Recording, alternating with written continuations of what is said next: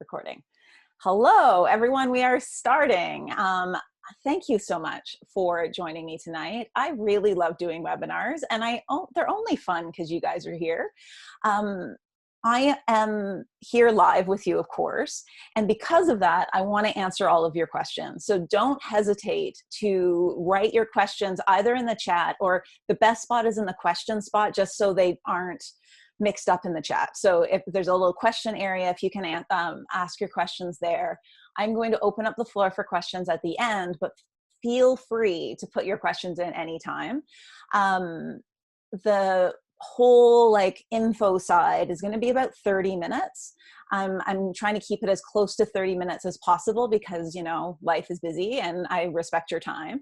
And then I'm going to be here for your questions as long as there are questions, but those of you whose time is a bit limited, you don't need to stay till the end of questions and you'll get all the good stuff. I also have, I'm not sure if you see this. Let me know if you see this actually, because I have a color shift on my laptop that at 7 o'clock, my laptop shifts orange and I forget about it. And it just shifted orange. So if you're wondering why my PowerPoint just slowly became orange, that's why, because it's nicer on our eyeballs. Okay, let's dive in. So today we're going to be talking about the 5 ways to eat what you want. I'm a nutritionist and I'm actually going to tell you to eat some chocolate cake and how to eat in a way that just feels good and helps your body and is healthy. So what we're going to talk about is why diets fail. Honestly, it's not you, it's them, and it's always them. We're going to look at why fall, like right now when the weather is turning. This is actually a prime time to find balance, that this is a really, really good time to create some new habits and some change.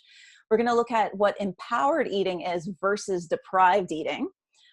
We're going to look at the importance of saying yes to foods and how to eat what you want and feel good. Because diving headfirst in a bag of sugar doesn't usually feel good. So we're going to find this balance. Like, how do we say yes and feel really good? And that's what we're going to look at tonight. But before I get too far, I just want to open up. There we go. The question spot. So just so I can see them plop in just in case they do. As I mentioned, have any questions, type them in the question spot. So for those of you who are new to my world, welcome. So nice to meet you. My name is Lisa Kilgour. I'm just going to tell you a little bit about what I do and who I am, just because I forget to do it otherwise. I got to make slides. I just rather jump into the other stuff, the good stuff. So I am a registered holistic nutritionist, and I work with clients one-on-one and in various different ways. And in the pre-COVID world, I met with people in my office and we met face-to-face. And in the post-COVID world, we meet mostly on Zoom like this. And honestly, it's like the same thing. Yeah, in person is kind of nicer, but Zoom really works and we can do it in our jammies. I am currently looking professional on the upside and I'm wearing yoga pants, and that's Gloria. See, this is the cat. This is Aya. She will probably walk through again. Also in the pre-COVID world, I was a touring speaker and I toured mostly Western Canada, and I've been doing that for about the last 10 years or so. And I talked about a variety of topics. It's very fun. I kind of miss it. And in 2015, I recorded a TEDx talk on the gut-brain connection, and that led me to my brand new book. I have a copy right here, Undieting. That was released, it was published just over a month ago on September 29th. So it's brand spanking new. It's kind of what I've been doing for the last year. And if this philosophy in this webinar resonates with you, you'll get more of it inside my book. So we're going to be talking about a lot of the similar philosophies, but this is going to be different information than what you got in my book, just in case you've done both, because there's always a ton of good information out there. The other thing I want you to know, and this is a really important thing, is that healthy eating didn't come naturally to me. When I was a kid, actually, we have a listener here who knows me since I was about 7 or 8 and knows my old diet. So thank you for coming. I survived on sugar. I loved Fruit Loops. Skippy peanut butter was everything I ate. My parents did feed me well. I don't want to deny that. But as soon as I moved out, I dove headfirst into bags of sugar, and I really wasn't well. But the idea of change and the idea of eating a healthy diet was so foreign to me. I thought broccoli tasted like dirt. I didn't know how to cook. But what I found is I really needed to make change. And I found ways in. I found these easy little ways in. And now I eat the way that you'd expect a holistic nutritionist to eat. I did it over time in a slow process, but it worked. And it works. I do this process with my clients. I've worked with thousands of people at this point. And this slow way of making change is actually incredibly effective and surprisingly fast in real life. When I work with my clients, within 2 to 4 months, we can make dramatic changes in their diet, and it doesn't feel like drama because these changes are so easy. So in a nutshell, I've been practicing as a registered holistic nutritionist since 2007. I've worked with thousands of people with a variety of issues. My new book just came out called Undieting: Freedom from the Bewildering World of Fad Diets. And I specialize in digestive health and the microbiome, adrenal fatigue and burnout, blood sugar imbalances, as well as the concept of undieting, which is a big deal. I'm super anti-diet, and I was anti-diet before I became a holistic nutritionist, to be honest. But I became extra anti-diet in school because I had a few instructors who just kind of rubbed me the wrong way. They came in and they just said, you know, if you want a business, if you want to do this, then find a book, find a diet, and just like do it, and put everybody that comes to see you on that diet, make a few meal plans, sell them 100 times, and you'll make a great business. But that's not why I became a holistic nutritionist. I became a holistic nutritionist to help people. And I've never seen diets helping people. Monica is saying that, my audio and video feed is stuttering and cutting out. Does anybody else have that problem? Has anybody else noticed that my video or audio feed is having an issue? If so, let me know in the chat. So I'm not sure what I can do about it, but I'll try. So what happens when we go on a diet is we negate what our body is trying to tell us. And our body will do everything it can to shove us off it. So it's not going to work. There has to be another way. And there really is another way. There's another way that works really well, that you never have to worry or follow another diet again. It's wonderful. I'm just noticing that everybody else has the right feed. Yeah, Monica, it might be yours. There will be a recording of this afterwards. So if you just find that there's too many technical difficulties, you'll get a recording tomorrow morning so you can watch it again. Sorry about that. Sometimes technology just doesn't work. So before we get into all like the world of undieting and the 5 ways to eat what you want, I always like to start webinars with this quote. And if you've watched webinars of mine, you've seen this probably 20 times because I use this all the time. And it's most people don't realize how close they are to health and happiness. And that's because a lot of times when you're feeling really terrible and you're looking at a change that seems really daunting, what your body actually wants is just one little thing. And that sometimes the smallest little change will make an enormous difference. When I was at my worst and I was eating tons of sugar and I had nerve damage down both my arms, tendonitis in both my thumbs, I could barely breathe, and I was so foggy and tired, I forgot what day of the week it was and where I was going. It was one little change that turned my brain back on. It wasn't the whole change that I did that made me feel better. It was just that first thing. And that thing inspired everything else. But the biggest boost of energy happened in that first little change. So I just want to give you hope that no matter what's going on, no matter how you feel right now, you might feel better tomorrow. or next week or next month. That one little thing that your body really wants may still need to be found, but it's there to be found. And this is a method to discover it and to really tap in and understand what your body is looking for. And before we get into those 5 things, 5 ways to eat what you want, I want to start with 4 really important things to remember, and that these create the basis of everything else we're going to talk about. And the first one, do you like my love mug? It was a engagement party present from friends of mine. I love my love mug. So the first thing that I want you to remember, and I kind of want this to sink in really deeply, and that is that 95% of diets fail. And the word fail it means that if you lost weight, you gained it back, sometimes more. 95%. And I would argue that the 5% that was okay, those ones weren't on a diet. Those people weren't on a diet. They had made lifestyle changes, and therefore they didn't have to fall off any diet. But 95% of diets fail. And research has found that the biggest predictor of a diet not working is whether or not the participant had been on a diet before. This means with each subsequent diet, it gets harder to stay on them. And from what I understand about the body, I get it. The body didn't want that first diet and loses patience with each one, and so shoves you off even faster, because your body always wins. So this is number 2. Your body always wins.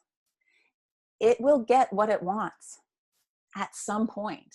It might get it after a day of deprivation. It might get it after a year of deprivation, but it'll get what it wants. If you are on a low carb diet and your body burns carbohydrates beautifully, it will do everything it can to convince you to have some carbohydrates. It could be some crackers or some cakes or some cookie. And it will use a moment when you're tired and you're exhausted and you just can't willpower through it.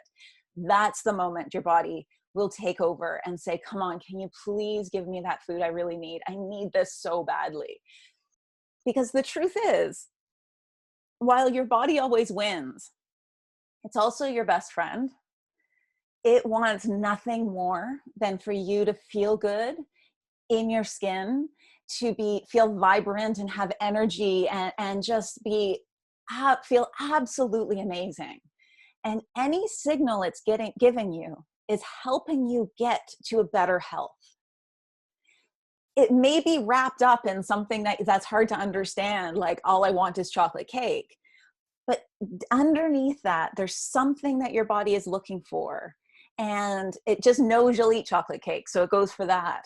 But if we start diving in and understanding those 2 truths, that the body's going to win no matter what, and your body is actually out for your own good, then we can start interpreting these feelings a bit better. And through that, we can find a new balance, and those cravings become significantly quieter. And this is the moment. So the last point that I want you to remember is fall and winter is a wonderful time to find balance. So here's the thing. Fall and winter is also a time for tons and tons and tons of cravings.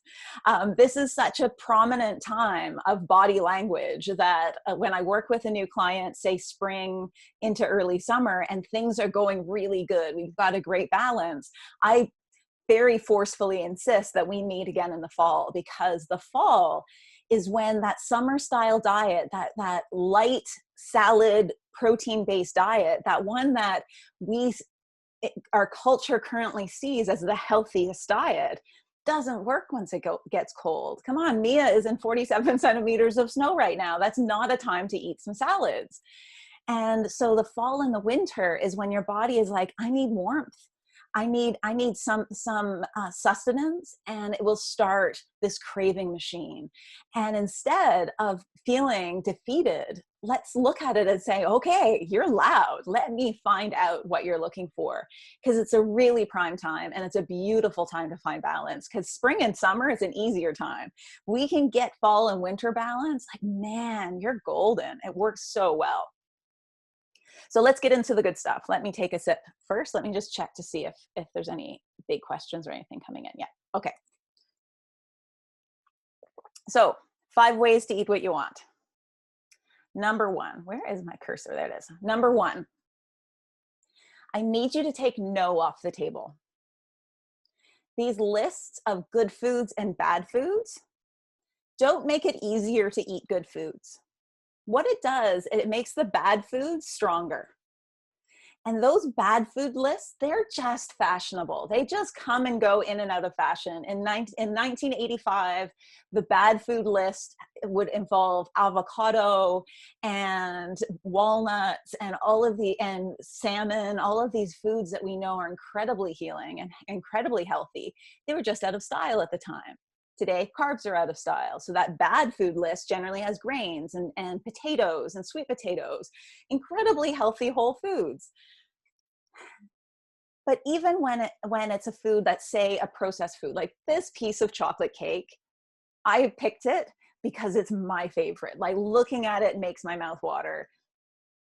I would love to be diving into that piece of cake right now. And in my world, I can. I could eat that cake every single day. And this is the important point.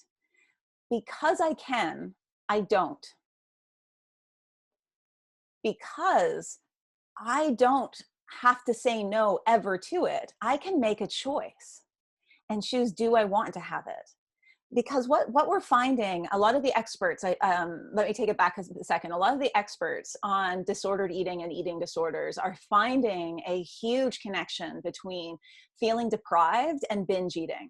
That being deprived, feeling deprived, and having to say no is the direct route to binge eating, which can become a serious eating disorder. Sometimes it's just we overconsume. Other times it can become a big, actually prominent eating disorder, and deprivation is the route there. But if instead we say, I can eat that anytime I want, now we have a conscious choice. Because I can eat chocolate cake anytime, I don't have to dive headfirst anytime it's available. I then can say, well, what is it that would make me feel best right now? What do I really want? And sometimes that's going to be the chocolate cake. But most of the time, if I'm craving something sweet, I want a black bean brownie, or I want a piece of fruit, or I want a date with peanut butter inside dipped in dark chocolate is like heaven. And that chocolate cake, if I eat it too much, doesn't taste good. And so I want to save it for those really pleasurable moments. When I was in university, I discovered that I had a dairy sensitivity, and that dairy triggered asthma. And I was a flute player, I was a performance flute player, and I needed to breathe. So before one of my recitals, I went off dairy for 4 months, and it was the most miserable 4 months of my life. I had to say no to everything I wanted. Dairy was all I thought about. I was horrible to be around. It was awful. I feel sorry for my roommate and all of my friends. And then the day after my recital, I had a bit of dairy. I then binged for 4 years. And the idea of going off dairy again was so stressful that I kept putting it off until I was in school for nutrition, learning what this sensitivity was doing inside my body. And I figured I just needed another way. And so what I did was I made a conscious choice. So for the last 15 years, I can have dairy anytime I want. But because of that, because I don't like how it makes me feel most of the time. But anytime I start craving it, I will have it, so I don't binge for 4 years again. And so I know for a fact that this is a really effective way to find some balance. But if you have been depriving yourself for a long time, just know your body has to learn to trust you. That saying yes to everything might mean some extra cookies for a while. But as long as you stay open, as long as you stay listening, you can discover what it is that your body's really looking for. Because that's number two, which is listening to your cravings. Cravings is the easiest way inside what your body is looking for. I have an entire chapter dedicated to cravings in this book, and every single client of mine, so there's a bunch of you guys here today, you've all had me ask, so what do you crave? Good and bad, it tells me a lot. And the fastest way for me to find nutrient deficiencies and macronutrient deficiencies and just imbalances is by listening to your cravings. And a lot of the times they're so wrapped up in guilt, it's almost impossible to start deciphering them. Like if you feel deprived and you're desperately craving chocolate, you might just eat the chocolate without even enjoying it, and therefore you don't even get the positive feedback loop. So when you're discovering your cravings, part of it is to sit down and enjoy it and notice how you feel and notice if you feel satisfied, and start this conversation with your body of like, okay, body, you really like chocolate. What does this mean?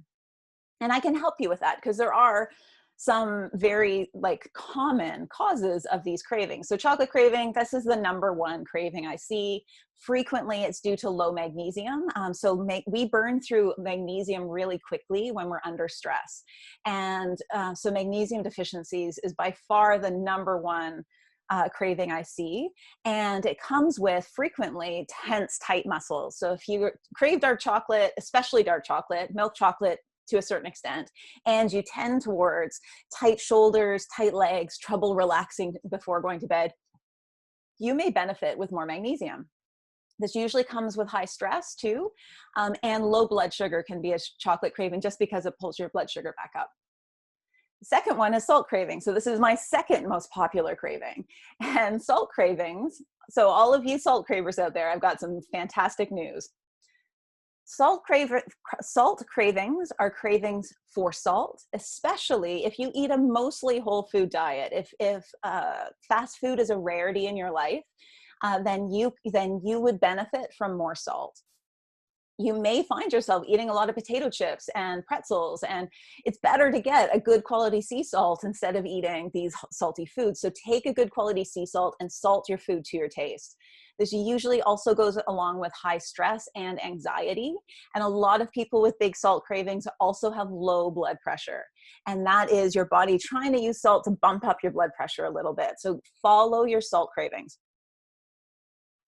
It makes a huge, huge difference. Oops, there's another question that came in. There we go. Okay, and the last cravings I'm going to talk about is evening cravings. These are the top three most common ones. I do a whole bunch more cravings in my book. So evening cravings, really common. And they are mostly because of the top two, that you haven't eaten enough today, or you haven't eaten enough of a certain macronutrient. Today it's carbs. In 5 years, it might be protein, because that's probably what's going to go out of style next.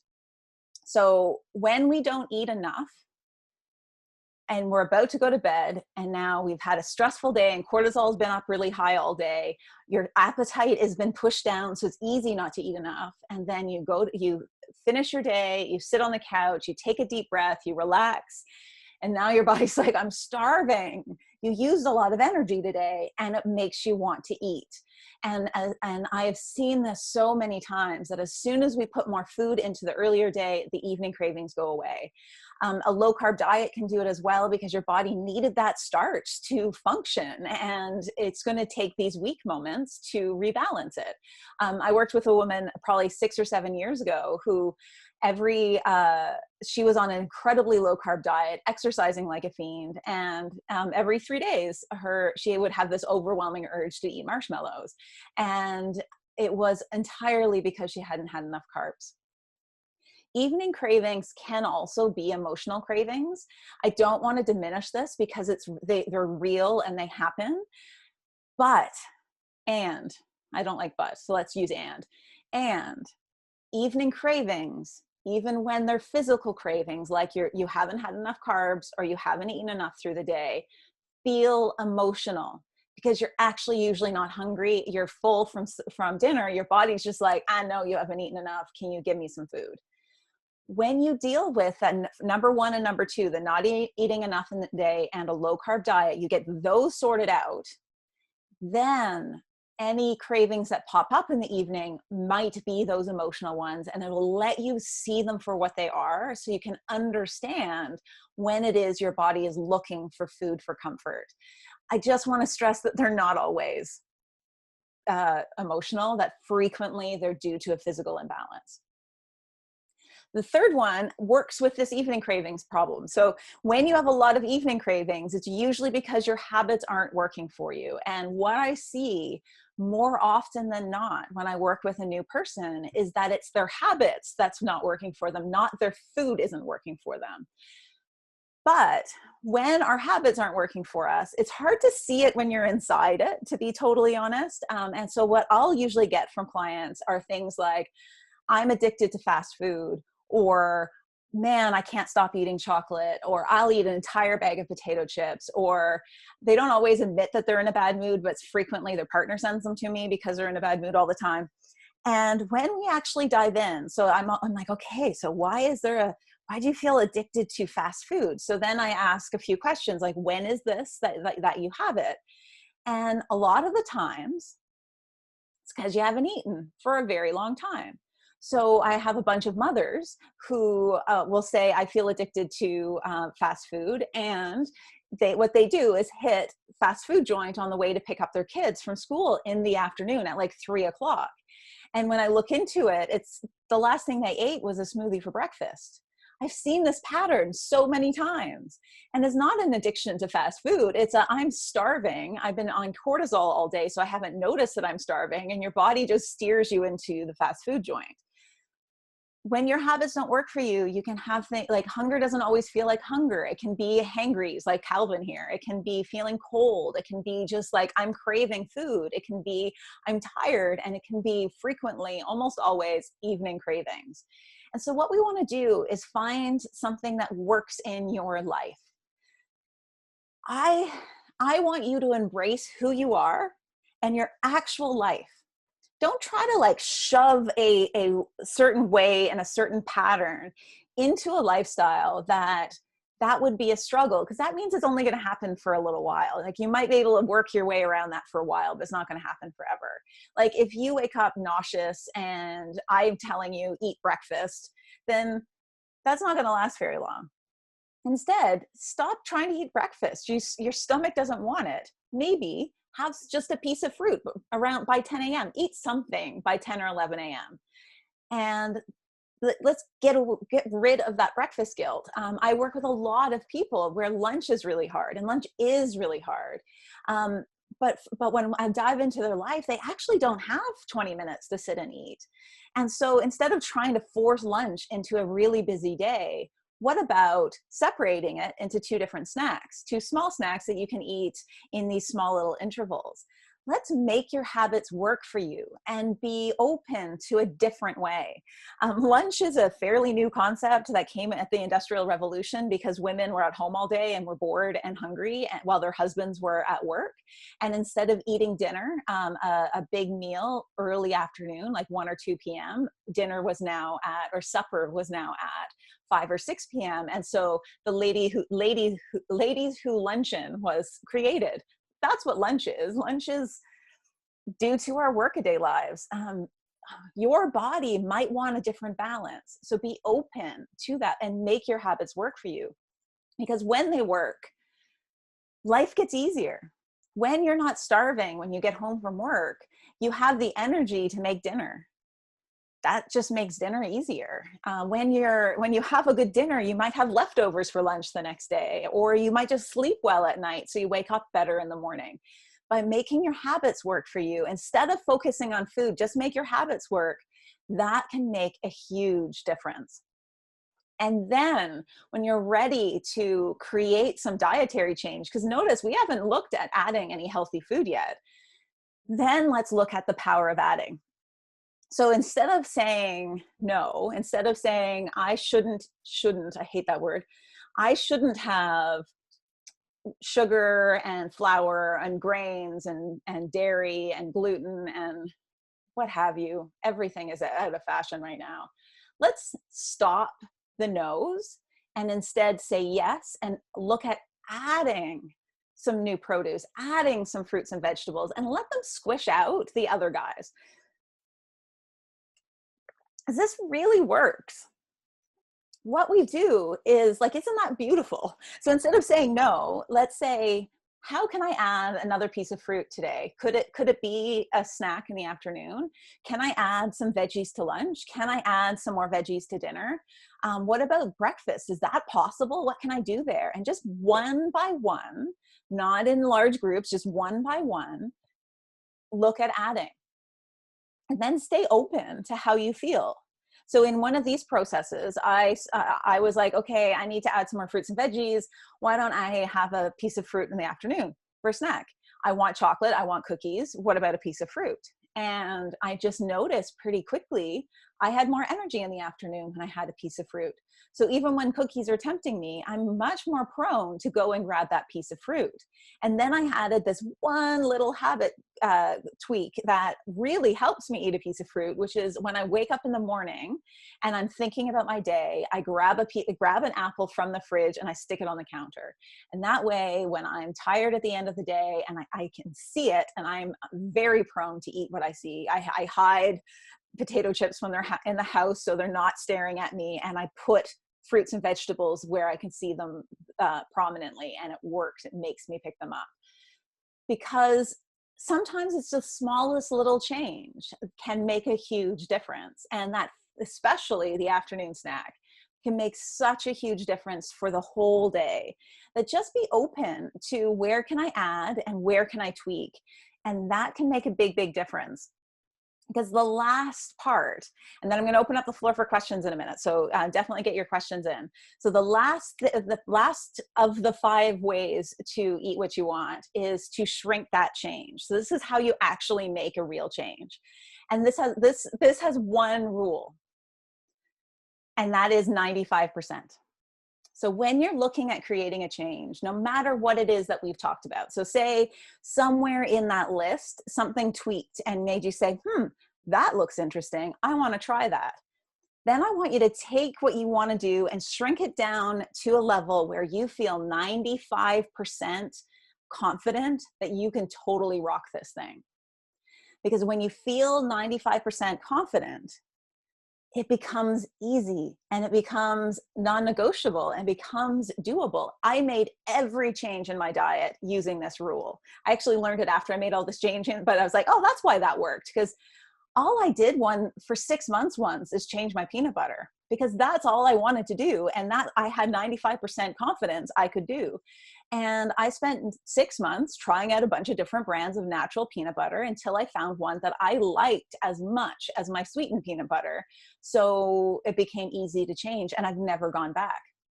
When you're 95% confident, these are changes that stick. And even in just a few months of these teeny tiny little changes, you can see a massive change in your life, because change is possible when you know you can do this.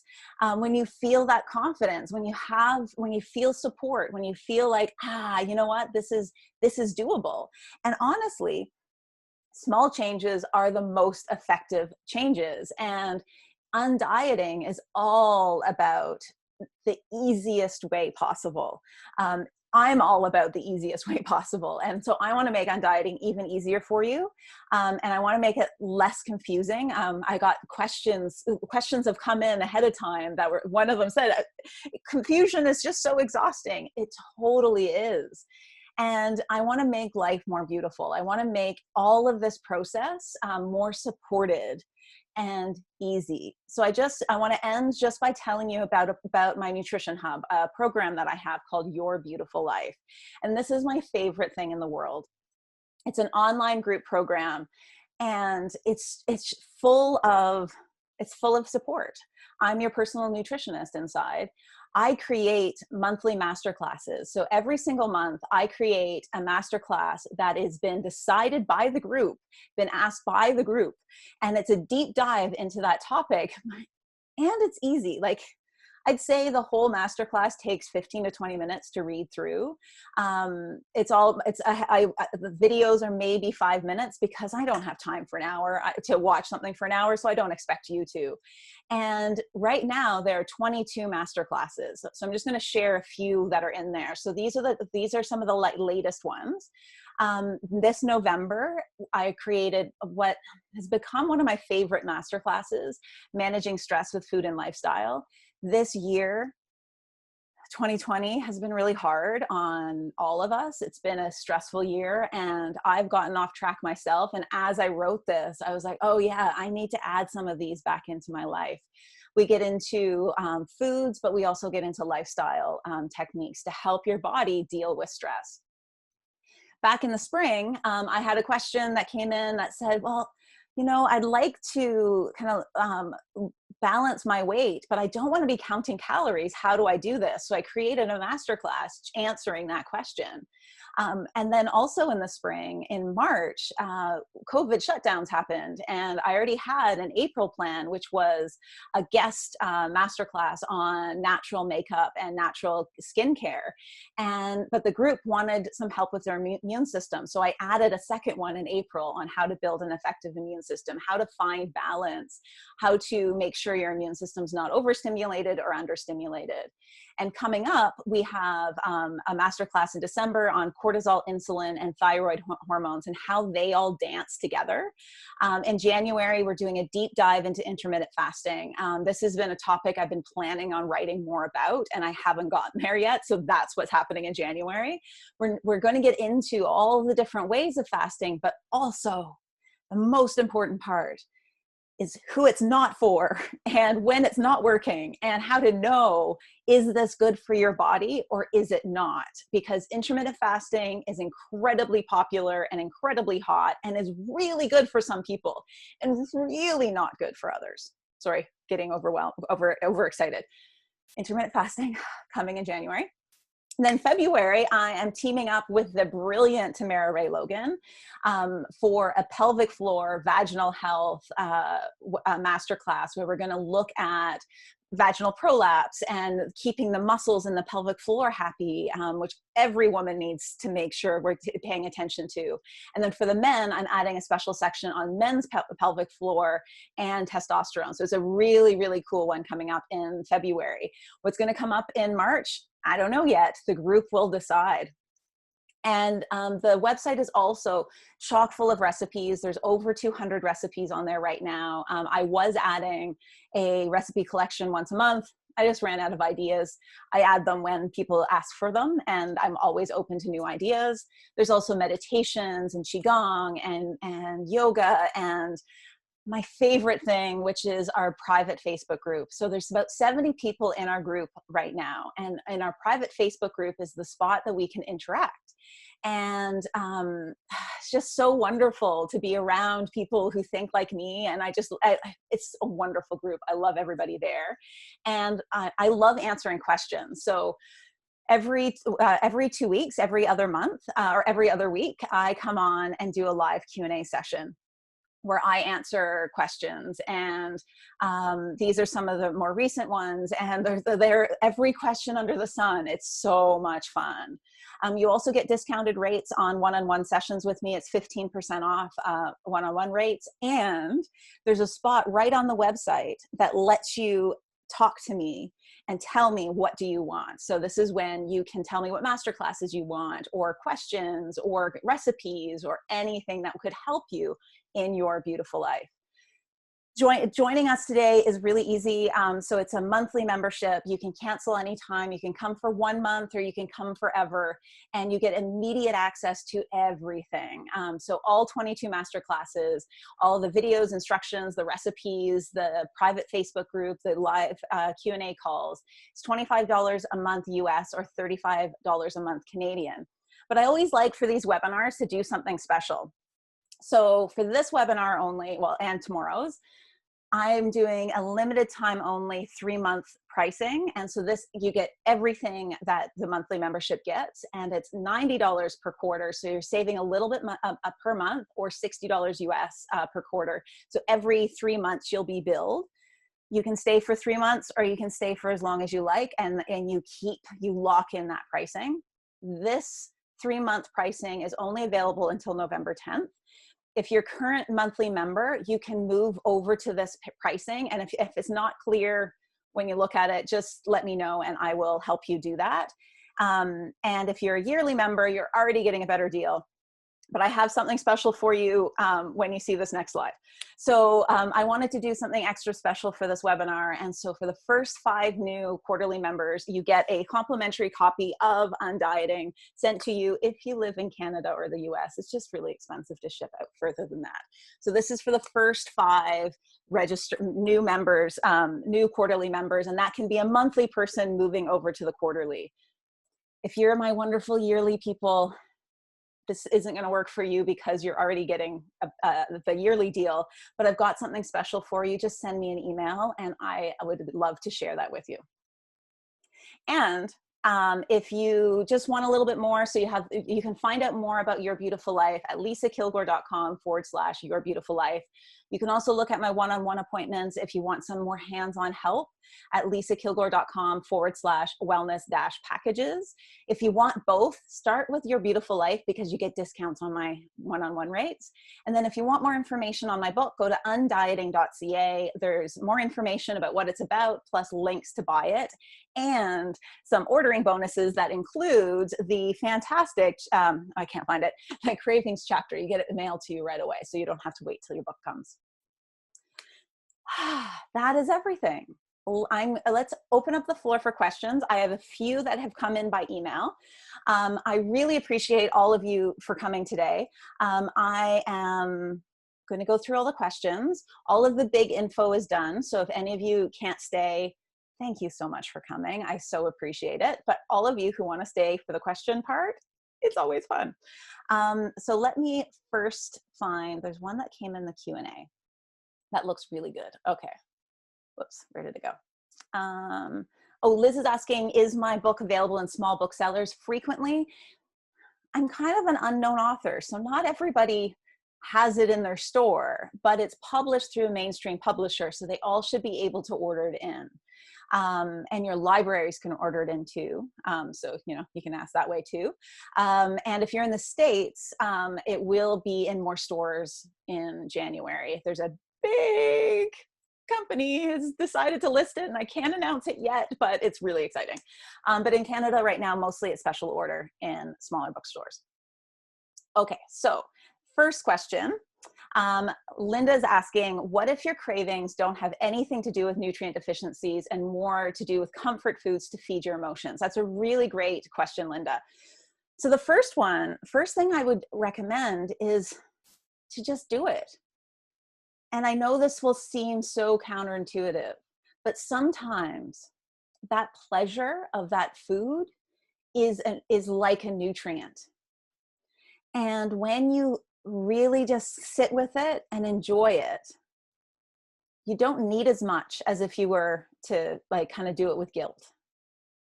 So the first one is to kind of sit with it and feel it out, and then notice what it brings up, notice what it feels. And those emotions, those are ones to process. So then looking for a trained therapist or a counselor or somebody that you trust to help you process through those emotions, that can be really, really helpful. And so the first, don't underestimate the nutrient power of pleasure, because that alone is really, really important.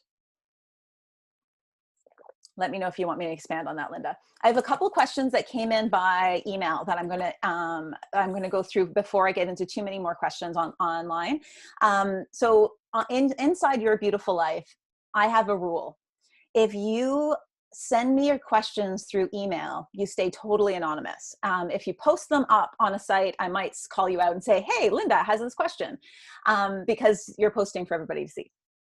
But whenever it's sent by email, I keep it confidential. So if this is one of your questions and I'm not saying your name, that's why, because I just think it's a good way to be.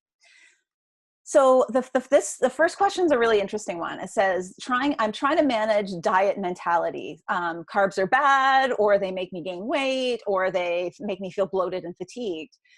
So the question asker wants to enjoy whole foods and enjoy like toast or a sandwich, and wavers from bread is evil to maybe just a little, but then the body is just unhappy all the time. And so this was one of the questions that was like, confusion is so exhausting.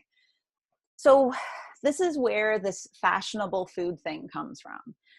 And this is where what drives me crazy, because carbs actually aren't bad.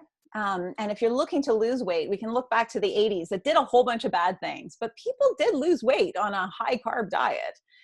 So carbs aren't necessarily this horrible thing. What we want to do is find balance. And what I would recommend to start with is to add some starchy vegetables to your diet. Like have some sweet potatoes and feel out if those are satisfying. If you find bread causes bloating, then look for a properly done sourdough. Maybe it could be that the bread you're eating is a bit too indigestible, but your body is still calling for it. Bread, especially a sourdough bread, is one of the most healing foods around. It's just really out of style, other than COVID brought back sourdough. You can survive literally on sourdough bread and water. It's nutrient poor in some ways, but it would keep you alive. And so you don't have to deny it. There's a lot of wonderful things that come from bread. But what we want to do is find your balance so you don't feel fatigued and bloated from this food. And so finding one that feels good and then enjoy it. It's when we vilify a nutrient or we vilify a type of food, it becomes all powerful. And so when we take no off the table and just say yes, it makes it a lot easier to find that balance. It's really surprising. Okay, so I saw a couple of questions come in through the chat. So let me just find those. Okay. Robbie's asking, I'm cold all the time. What is my body asking for? Frequently, when you're cold all the time, your body is looking for warm things. So one of them is, in this time of the year, the summer diets of salads and light foods become freezing cold in the fall and winter. And so the first thing I would do is add some warm soups and stews, really cut down on raw foods and smoothies and focus on cooked foods. Your body is going to be a lot happier. Bringing in ginger and other spices can also warm you up and can just bring better circulation through your body. If that is still happening, then stay tuned for December's webinar or December's masterclass. I know she's in the group. There's a lot of members here. So Robbie, take a look in December. We're going to talk thyroid, including how to tell if your thyroid is functioning properly, because your thyroid might be slightly under functioning, but maybe. But the very first thing is eat some more meat, eat really warm food, and use tons of ginger, and you'll notice right from the core, you'll start warming up. Shawani is asking, are there any vegetarian recipes? Yeah, there's tons. So there are what I call flexitarian recipes on there, which is like some animal protein, but because vegetarian food is what we tend to not eat enough of, the majority of the recipes are vegetarian. And for dinners, I've actually separated, there's 2 or 3 recipe collections of vegetarian, vegan, and then 2 or 3 collections that are flexitarian. So they're still veggie heavy, but they have some animal protein. So you can just like ignore those ones. And she goes on and says, I'm vegetarian and just can't find recipes from other cuisines that will fit for me. So yeah, there's tons of recipes there. Robbie's also asking, can I take more than 500 milligrams of magnesium daily? Yes. So magnesium you can't overdo as easily as calcium. Calcium, you don't want to take more than 500 milligrams at a time. But magnesium, it doesn't have that problem. Although I like to limit magnesium to 500 milligrams at once. So what I would do for your magnesium, Robbie, is do 500 milligrams at breakfast and then 500 milligrams at dinner. So you have that 6-hour window, just so you don't overwhelm your body. And maybe if you're finding that you need a lot of magnesium, look at the source, the type of magnesium. Magnesium citrate is fairly absorbable. Magnesium bisglycinate is more absorbable for most people. Magnesium oxide is not absorbable. So if take a look at your label and just make sure it's not oxide.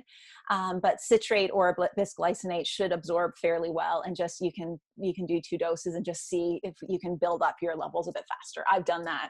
I've done twice a day for quite a while. Shwani is also asking, what do carb cravings mean? Oh, I love carb cravings. So I hold in the craving section, like half of the chapter is dedicated to different types of carb cravings. So if let me just start with what are general carb cravings. Like, you want carby food, and that could be potatoes or bread or pastries or sweets. All these different carbs actually mean different things. So, but the general carb cravings are cravings for carbs. Our body needs carbohydrates to run properly. I break down the 3 macronutrients in the first chapter in the book as well, and carbs are the first part because we've forgotten how important they actually are to our body. So look and consider adding some starches, and usually start with the vegetable-based starches and just see how they feel. Add some more fruit as well. And then if your body is still aching for carbs, and add some rice or some quinoa, maybe some sourdough bread, and find that balance. Some bodies are function best with carbs. My body is one of them. I find I put weight on when I cut down carbs. And so by just saying, okay, body, what is it that you're looking for? And just notice when you feel satisfied after a meal, what does that meal entail? And just be open to what it might be. If it's a very specific carb food, just let me know and I'll decipher that one. Let's see what other questions have come in. Okay. So, and Shawani, I also added, I just can't take gluten-free foods. That's fine. Gluten-free foods are only there for people who need them. They're not necessarily better for you, but a lot of times we struggle to digest wheat and gluten because of how that bread is made. So sourdough bread is significantly more digestible. Here in Canada, we also have a glyphosate problem on our wheat, where they're spraying glyphosate right before picking as a desiccant. And so therefore, looking at organic wheat can be easier on your digestive system. Small bakers that are making good quality bread with a long ferment can just be significantly more digestible. And then you can have this. I eat sourdough every day. I had it for breakfast this morning. I frequently have it for lunch. There are days where I have 6 slices of sourdough bread. Like, it's what my body feels good with. And so I'm not saying everybody needs that. It's just, let's find what works for you.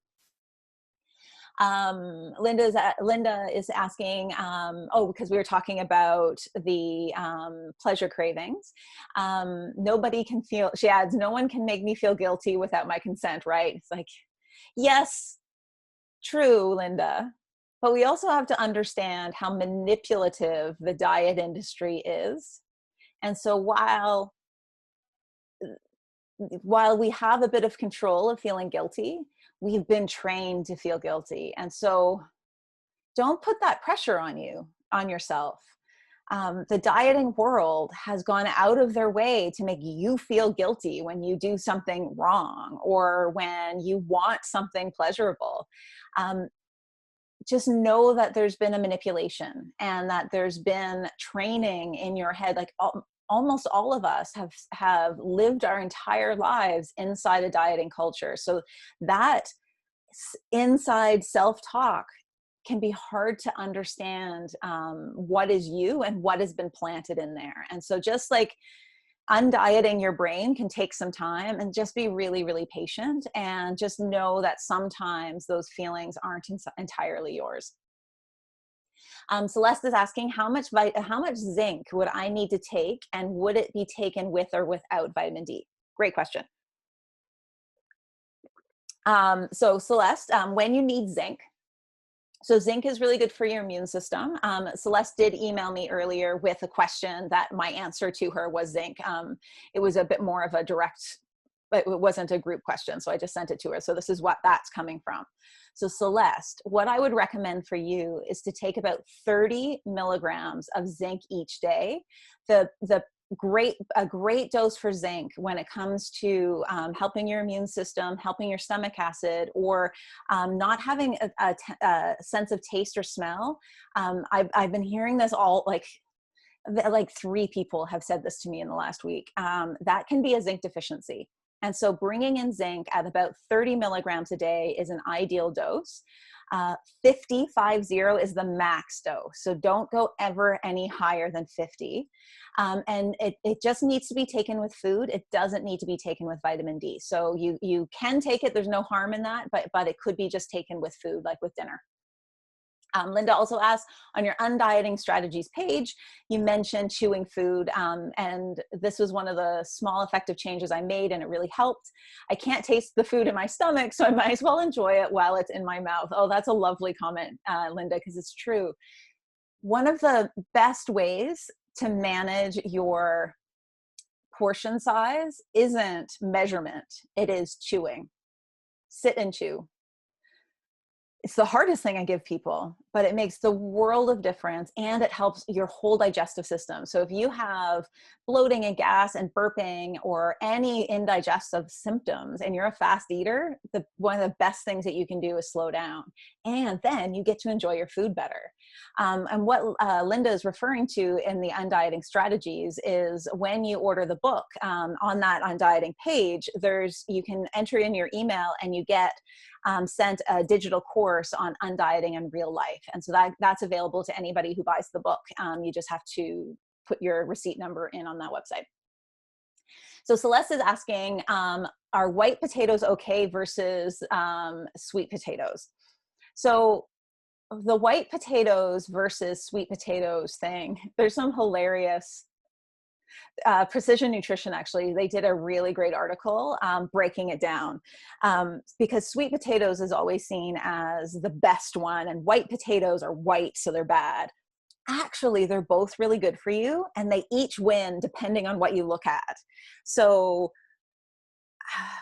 at one point, some expert decided that because of maybe the beta carotene, sweet potatoes got higher, and potatoes were white potatoes were out of style. But really, they're both really good for you. And so Celeste, if white potatoes taste better for you, go with white potatoes. You don't need to force yourself to eat something that you don't like. The next one is anonymous, is everybody's obsessing with protein these days. What is my comment about protein, daily amounts, best sources, etc.? Totally hear you. Everybody's obsessing about protein. So protein is good for you, but it's not like this master macronutrient that everything should be focused around, and that actually too high of protein levels can be very problematic. So the most I would ever recommend is about 40% of your diet. Your digestive system wouldn't let you go higher than that anyways. There's some fitness trainers that I've been hearing from that are recommending like 60%. Like, that's hard on your kidneys. Protein, and everybody needs a different amount. So some bodies do really well with a lower protein diet. Some do really well with a higher protein diet. It's really feeling out how you feel. When you eat a protein meal, do you feel satisfied, or do you feel heavy or hungry? See what works for you. But generally, what you want to do is like a palm size piece of protein is like the most that you can digest. Even half a palm size is fine. You're just looking for a little bit in each meal would be the best for your digestion, and then just feel it out. There isn't this perfect amount for human beings, but the minimum level, if we're looking at the math, is 0.5 gram per pound. So that would mean a 150-pound person needs about 75 grams of protein a day. So that's like, actually, I think the minimum is half of that. It's a 1/4 gram per pound, but 0.5 gram per pound is like a moderate, reasonable dose. So if you want some math, that works, but generally just go with your body. That's what works best. And yeah, we're way too obsessed with protein. Let's see. And Shwani is asking, we shouldn't eat refined sugars. Some people don't eat fruits because of the sugars. What's my opinion on that? So first of all, I think that fruit is a really great way to balance a sweet craving, that the taste of sweet is actually balancing for some body types, and denying yourself of all things sweet can create massive sugar cravings. Fruit is also perfectly packaged for digestion. It's got just enough sugar and full of nutrients. It's absolutely brilliant and wonderful. This idea that we shouldn't eat refined sugars comes back to that idea of no, when we vilify a food, we make it powerful. So your body isn't going to feel good if you eat a lot of refined sugar. But if you say, I can't have refined sugar, then you're also going to be driven to eat it. So what I would recommend is make white sugar, when you're having something with white sugar, really enjoy it, really taste it, but be open to the moment when you're done, and open to how does it feel afterwards. And you're going to notice pretty quickly, like my diet used to be entirely sugar, and I've never entirely gone off sugar, but I don't eat very much of it because it just doesn't feel good anymore. But if I can't have it, then that's all I want. And so you just want to find that balance where you can have it, but at the same time, you're aware of how it feels. So are there unrefined sugars like maple syrup or honey that you can be using? Is there, like I have a recipe for black bean brownies. They're so good and there's no white sugar in them. And I'd rather have that than any commercial brownie because they're just spectacular. So it's finding those alternatives that you're just as happy with will squish out white sugar without ever having to say a big old no. I think that's the last question. Oh, wow. And more than half of you stayed right to the end. That's amazing. You guys are incredible. Thank you so much for sticking around right until the end. If you have any friends that might enjoy this webinar, I'm doing it again tomorrow afternoon. And I appreciate every single one of you for coming. Thank you. Thank you. Thank you so much. And I hope to see you all again soon. And thanks for being so active and chatty. I love this. Have a wonderful, wonderful night. Bye-bye.